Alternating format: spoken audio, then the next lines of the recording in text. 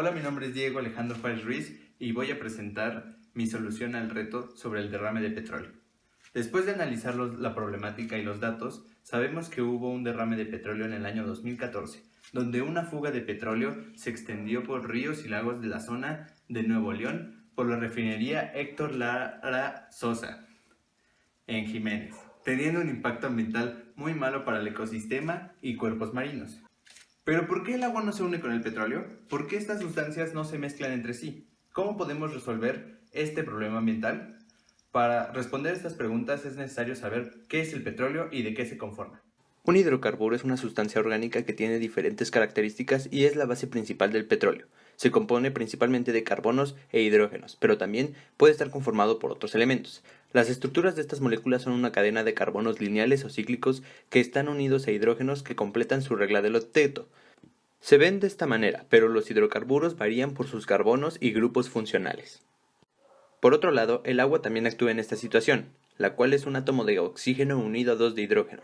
Como podemos ver en la estructura de Lewis, el oxígeno comparte electrones con hidrógenos para generar un octeto, y le sobran 4 electrones más que se quedan en un extremo de la molécula. Entre las propiedades físicas más importantes de estas moléculas son sus diagramas de fases, donde se puede observar cómo cambian sus estados de materia. Como podemos observar, el agua dependerá de la presión y de la temperatura para cambiar su estado.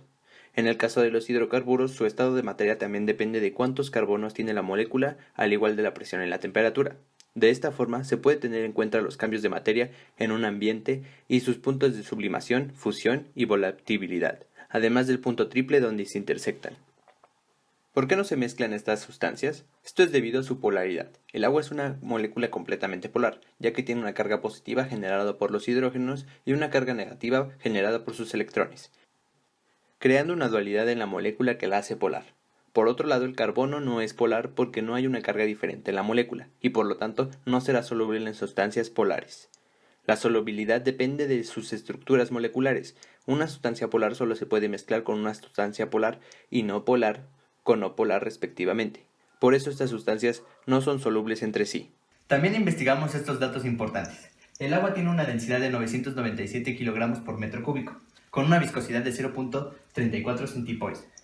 Por otro lado, los hidrocarburos tienen una densidad de 800 a más de 1000 kilogramos por metro cúbico y una viscosidad de 0.2 a más de 1000 centipoise.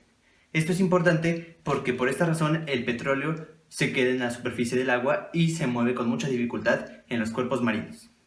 En el agua existen las fuerzas llamadas puentes de hidrógeno, y en los hidrocarburos normalmente hay fuerzas de dispersión de London.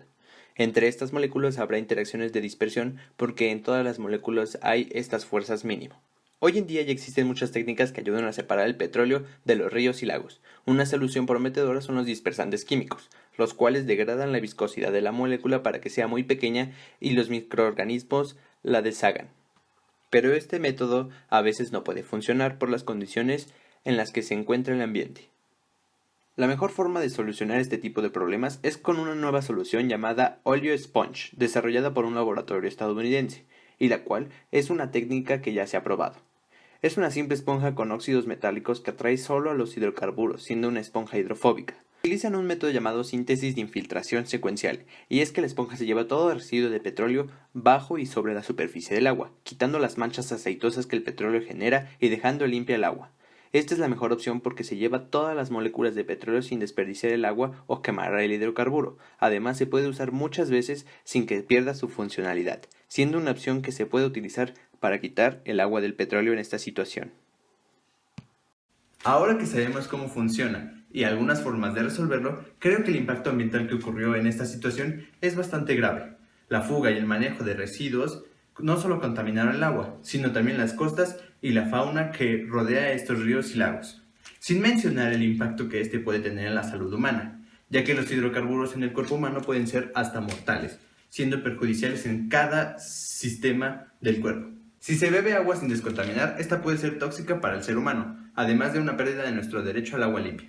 Según reportes que se hicieron, no hubo los estudios debidos que verifican la potabilidad del agua. La gente sigue exigiendo que se hagan los estudios de calidad del agua y del aire en esta zona.